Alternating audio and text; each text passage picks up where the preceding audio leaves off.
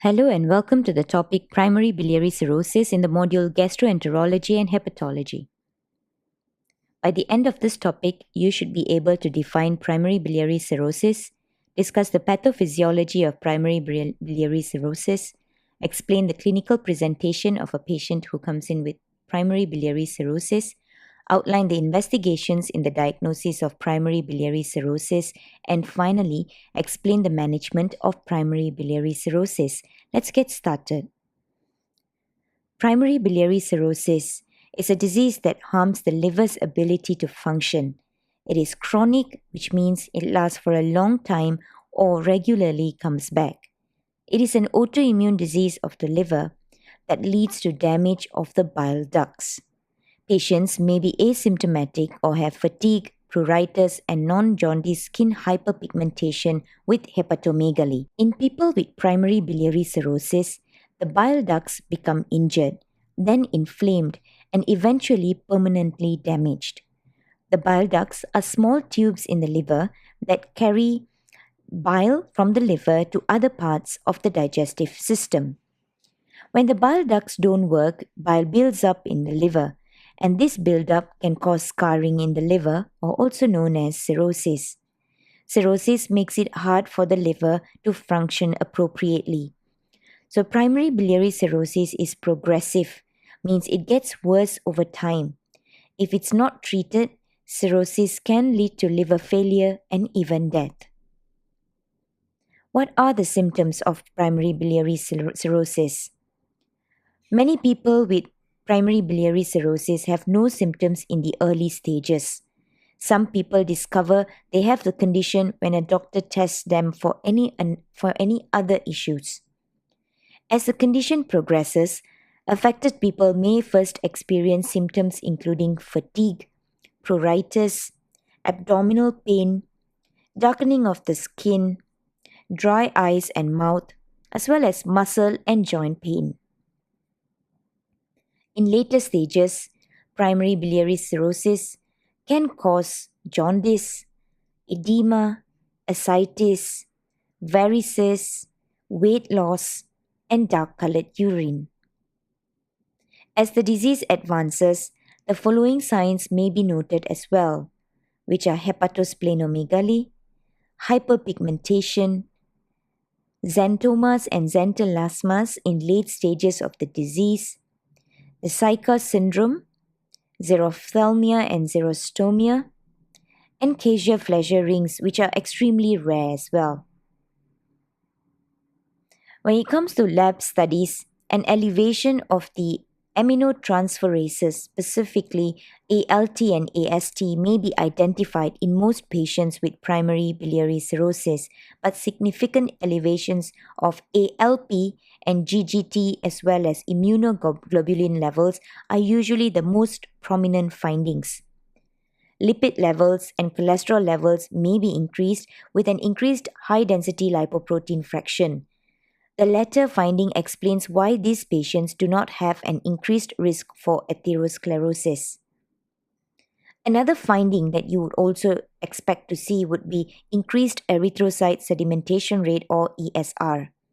And as the disease progresses to cirrhosis, you would notice an elevated bilirubin level, a prolonged prothrombin time, and a decreased albumin level which can be found. The increased bilirubin level is an ominous sign of disease progression and liver transplantation must be considered. Thrombocytopenia is indicative of portal hypertension. Additionally, but not as commonly, abnormalities include elevated liver levels of ceruloplasmin, bile acids, and serum hyaluronic. The hallmark of this disease is the presence of anti-mitochondrial antibodies or AMA in the sera. AMAs can be found in 90 to 95% of patients with primary biliary cirrhosis, and they have a specificity of 98% for this disease. These antibodies target different components, mainly enzymes in the mitochondria. Anti-nuclear antibodies or ANAs can be identified in 20 to 50% of patients with primary biliary cirrhosis. In patients with cirrhosis, follow-up imaging every 6 months with abdominal ultrasonography is suggested for early detection of hepatic malignancy. Various staging systems have been developed, but the most prominent are those proposed by Ludwig et al. As follows. Stage 1, where there's portal stage of Ludwig, evidence of portal inflammation, bile duct abnormalities, or both are present. Stage 2, which is periportal fibrosis, is present with or without periportal inflammation or prominent enlargement of the portal tracts. Stage 3, which is known as the septal stage, septal fibrosis with active inflammatory passive paucicellular septa or both are present. And finally, stage 4, which is cirrhosis, where nodules with various degrees of inflammation are present. As for imaging studies, abdominal ultrasound, CT scan, or MRI are important to exclude biliary obstruction. Non-specific findings include increased echogenicity of the liver parenchyma and findings compatible with portal hypertension. So the diagnosis of primary biliary cirrhosis should be established or confirmed by performing a percutaneous or laparoscopic liver biopsy. This procedure also provides additional information about the stage of the disease and the patient's prognosis. The goals of treatment are to slow the progression rate of the disease and to alleviate the symptoms such as pruritus, osteoporosis, and Zika syndrome. Liver transplantation appears to be the only life-saving procedure. As for pharmacotherapy, ursodeoxycholic acid or UDCA is the major medication used to slow the progression of the disease. Patients with early disease have clinical, biochemical, and histological improvement. Apart from that, one can also prescribe antipruritic therapy because pruritus is often refractory in medical therapy and significantly impacts the patient's quality of life. So antihistamines are the first-line agents to relieve pruritus in early stages and are the first-line medications for patients with mild to moderate pruritus. Cholestyramine and cholestyramine are effective in sequestering bile salts in the enteric lumen. A 1 to 4 day delay is expected before the itching remits. What are the common complications or side effects of primary biliary cirrhosis? Some people with primary biliary cirrhosis develop osteoporosis, which can lead to bone fractures. This complication typically occurs when a person is in the later stages of the disease.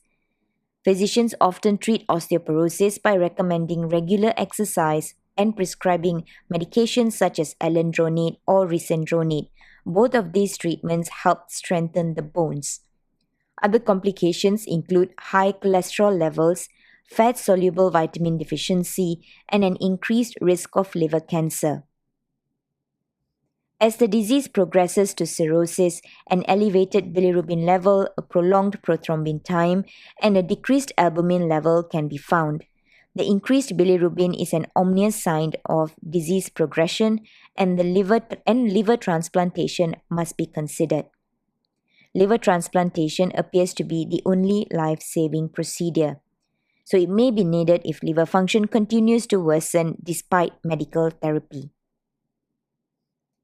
So in summary, we have looked at the definition of primary biliary cirrhosis, which is an autoimmune disease of the liver, which exhibits damage to the biliary ducts. We have looked at the causes and pathophysiology, the clinical manifestations, which are quite general signs and symptoms, and you have also localized signs. Investigations, which help us not only diagnose the condition, also with staging of the disease. And last but not least, medical and surgical management approach in primary biliary cirrhosis. If left untreated, the kinds of complications that can set in. We have come to the end of this topic. Thank you.